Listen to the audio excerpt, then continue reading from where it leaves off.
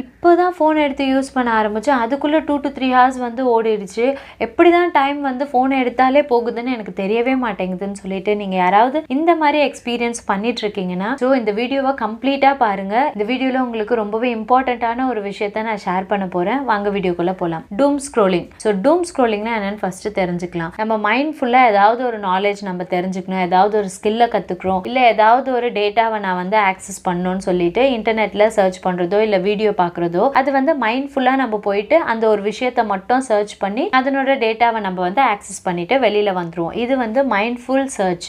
நம்ம வந்து கான்ஷியஸாக இருப்போம். எதுக்காக நம்ம ஃபோனை எடுக்கிறோமோ அந்த ஒர்க் முடிஞ்ச உடனே நம்ம நெக்ஸ்ட் ஒர்க்கு மூவ் ஆன் ஆயிடுவோம். பட் மைண்ட்ல ஸ்க்ராலிங்னு ஒன்று இருக்கு.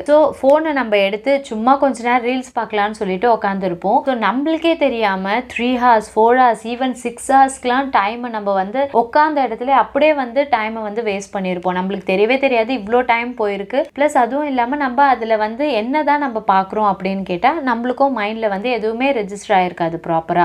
ஜஸ்ட் கீப் ஆன் நம்ம வந்து ஸ்க்ரால் பண்ணிட்டே இருக்கோம். இந்த டூம் ஸ்க்ராலிங்ல இருந்து எப்படி எஸ்கேப் ஆகலாம், இந்த டூம் ஸ்க்ராலிங் மூலியமா நம்மளோட லைஃப் வந்து எந்த மாதிரி எல்லாம் அஃபெக்ட் ஆயிட்டு இருக்குன்னு சொல்லிட்டு கம்ப்ளீட்டா பாத்திரலாம். நீங்க யாராவது உங்களோட டைம் வந்து எப்படி எனக்கு போகுதுன்னே தெரியல, இப்பதான் போனை கையில எடுத்த மாதிரி இருக்கு, பட் அதுக்குள்ள இவ்வளோ டைம் போயிடுச்சா, இனிமேல் எடுக்கவே கூடாது அப்படின்னு அடுப்பீங்க. அடுத்த செகண்டே நீங்க கண்டிப்பா போன் எடுத்து திருப்பி ஸ்க்ரால் பண்ணிட்டு தான் இருப்பீங்க. நம்ம அக்செப்ட் பண்ணி தான் ஆகணும். நிறைய பேர் வந்து இதுல அடிக்ட் ஆயிட்டு இருக்கோம்னு சொல்லிட்டு நான் கொஞ்ச நேரம் தான் யூஸ் பண்றேன் அப்படின்னு சொல்றவங்களுக்கும் நான் வந்து இன்னொரு நம்பர்ஸ் வச்சிருக்கேன். அது என்னன்னு கேளுங்க. ஃபர்ஸ்ட் குளோபலா ரிசர்ச் பண்றாங்க. மேக்ஸிமமா போன் யூஸ் பண்ற நிறைய இண்டிவிஜுவல் 6 ஹார்ஸ் 35 மினிட்ஸ் வந்து எப்ப பார்த்தாலும் போனை வந்து மைண்ட்லெஸ் ஸ்க்ராலிங் பண்ணிட்டே இருக்காங்க. எதுக்கு போனை எடுக்கிறாங்க, அதுல அவங்க என்ன கத்துக்க போறாங்க, என்ன டேட்டாக்காக உள்ள போறாங்கன்னே இல்லாம ஜஸ்ட் தேவையில்லாம அவங்களோட டைமை வந்து இப்படியே தான் வேஸ்ட் பண்ணிட்டு இருக்காங்க. 1 or 2 ஹார்ஸ் இல்ல 6 ஹார்ஸ் 35 மினிட்ஸ் பர் டேக்கு மோஸ்ட் ஆஃப் த பீப்புள் வந்து அவங்களோட டைமை வந்து மைண்ட்லெஸ் ஸ்க்ராலிங், அதை தான் டூம் ஸ்க்ராலிங் சொல்றாங்க. இதுல தான் அவங்களோட டைமை கம்ப்ளீட்டா ஸ்பெண்ட் பண்ணிட்டு இருக்காங்க. நீங்க ஒரு half an hour daily scroll பண்ணிட்டே இருக்கீங்க, எதுக்கு ஸ்க்ரால் பண்றேனே தெரியாம ஜஸ்ட் சும்மா சிம்பிளா நீங்க வந்து ஸ்க்ரால் பண்றீங்க, half an hour தானே நான் யூஸ் பண்றேன் அப்படின்னு நீங்க நினைச்சீங்கன்னா பர் மந்த்துக்கு நீங்க 15 ஹார்ஸ் அதுக்காக மட்டுமே டைம் ஸ்பெண்ட் பண்றீங்க.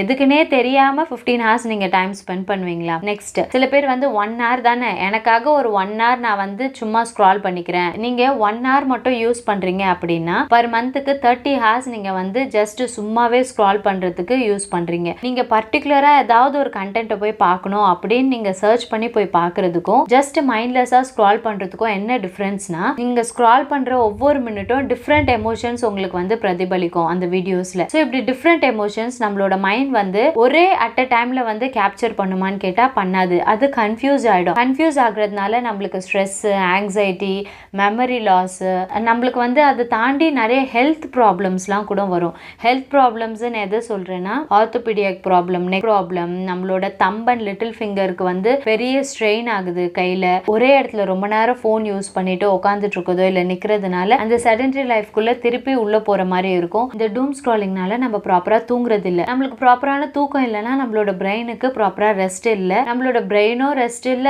நம்மளோட பாடிக்கும் ப்ராப்பரா ரெஸ்ட் இருக்காது. தூங்கலைன்னா அடுத்த நாள் காலையில அந்த டே நம்மளுக்கு எப்படி இருக்கும், ரொம்ப ஸ்ட்ரெஸ்ஃபுல்லா ஒரு ஹேங் ஓவரா இருக்கும். இது மூலமா அந்த ஹோல் டேனுடைய ப்ரொடக்டிவிட்டியே நம்மளுக்கு வந்து ரெடியூஸ் ஆகிறதுக்கான சான்சஸும் இருக்கு. டூம் ஸ்க்ராலிங்னால நிறைய பேர் ஒரு பெரிய ட்ராமாக்குள்ள போயிட்டு இருக்கோம். அந்த ட்ராமா பேர் வந்து விகாரியஸ் ட்ராமா. விகாரியஸ் ட்ராமா மட்டும் கிடையாது, போஸ்ட் ட்ராமாட்டிக் ஸ்ட்ரெஸ் டிசார்டர் சிம்டம்ஸும் வந்து நிறைய பேர் சஃபர் ஆயிட்டு இருக்காங்கன்னு சொல்றாங்க. இது ரெண்டுத்துக்குமே மீனிங் என்னன்னு ஃபர்ஸ்ட் நான் சொல்றேன். இந்த விகாரியஸ் ட்ராமாங்கிறது எப்படி சிம்பிளா புரிஞ்சுக்கலாம்னா, ஃபார் எக்ஸாம்பிள் இப்போ வந்து ஏதாவது ஒரு பேட் எக்ஸ்பீரியன்ஸ் ஆன ரீல்ஸை நீங்க பார்த்துட்டே இருக்கீங்க.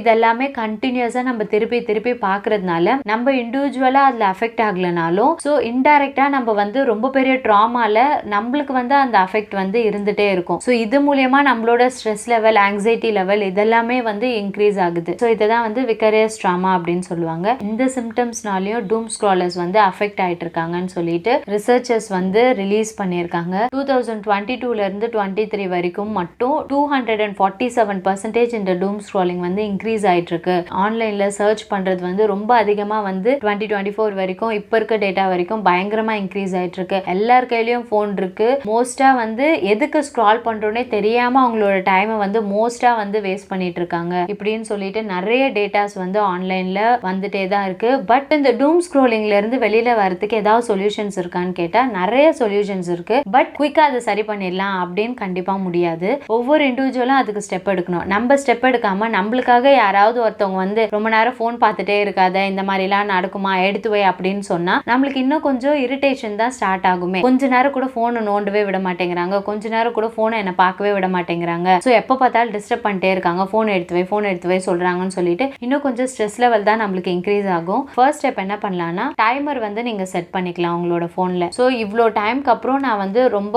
ஒரு ஆப்பை வந்து யூஸ் பண்ணக்கூடாதுன்னு சொல்லிட்டு நீங்கள் டைம் செட் பண்ணிவிட்டு அப்புறம் அந்த அலாம் அடிக்கிற வரைக்கும் நீங்கள் யூஸ் பண்ணிக்கோங்க. அதுக்கப்புறம் நீங்கள் வந்து கொஞ்சம் பாஸ் பண்ணிவிட்டு உங்களோட நார்மல் ஒர்க் ரொட்டீனுக்கு நீங்கள் வந்துருங்க. இப்படி வரும்போது உங்களால் வந்து உங்களோட ஒர்க் லைஃப்பை ப்ராப்பராக பேலன்ஸ் பண்ண முடியும். தேவையில்லாத ஹெல்த் ப்ராப்ளம், டைம் வேஸ்ட் பண்ணுறது, இது எதுலையுமே இன்டல்ஜ் ஆக மாட்டீங்க. நிறைய ஆப்ஸினுடைய நோட்டிஃபிகேஷன் வந்து வேணுமா அப்படின்னு சொல்லிட்டு நீங்கள் வந்து யோசிச்சுக்கோங்க. எந்த ஆப்ஸினுடைய நோட்டிஃபிகேஷன்லாம் உங்களுக்கு ரொம்ப இம்பார்ட்டண்ட்டோ அதை மட்டும் நீங்கள் ஆன் பண்ணி வச்சுக்கலாம். ஸோ எப்போ நீங்கள் அதை செக் பண்ண போகிறீங்க அப்படின்றதையும் நீங்கள் தான் வந்து ஒரு டைம் அதுக்குன்னு அலோகேட் பண்ணி அப்போ செக் பண்ணிக்கோங்க. இப்படி நீங்கள் பண்ணும்போது உங்களோட டைமை ப்ராப்பராக உங்களால் மேனேஜ் பண்ண முடியும். உங்களோட லைஃப்பில் நிறைய ஹெல்த் ப்ராப்ளம்ஸ் இல்லாமல் உங்களால் வந்து சர்வைவ் ஆகிட்டு போக முடியும். ஸோ இந்த டூம் ஸ்க்ரோலிங் பற்றி உங்களுக்கு ஒரு இன்ஃபர்மேஷன் கொடுக்கணும்னு சொல்லிட்டு தான் இந்த வீடியோ மேக் பண்ண. கண்டிப்பாக உங்களுக்கு ஒரு அவேர்னஸ் கிரியேட் பண்ணியிருக்கோம்னு நினைக்கிறேன். நீங்கள் யாராவது இந்த மாதிரி வந்து அடிக்ட் ஆகிருக்கீங்க அப்படின்னா என்ன மாதிரியான ஸ்டெப்பை நீங்கள் எடுக்க போகிறீங்கன்னு சொல்லிட்டு மறக்காமல் கமெண்ட் செக்ஷனில் என் கூட ஷேர் பண்ணுங்கள், நானும் தெரிஞ்சுக்கிறேன். ஸோ இந்த வீடியோ உங்களுக்கு கண்டிப்பாக யூஸ்ஃபுல்லாக இருந்திருக்கும்னு நினைக்கிறேன். இன்னொரு நல்ல வீடியோவில் உங்கள் எல்லாருமே சந்திக்கிறேன். Until then, it's bye from Jamila Fatima. Take care. Bye.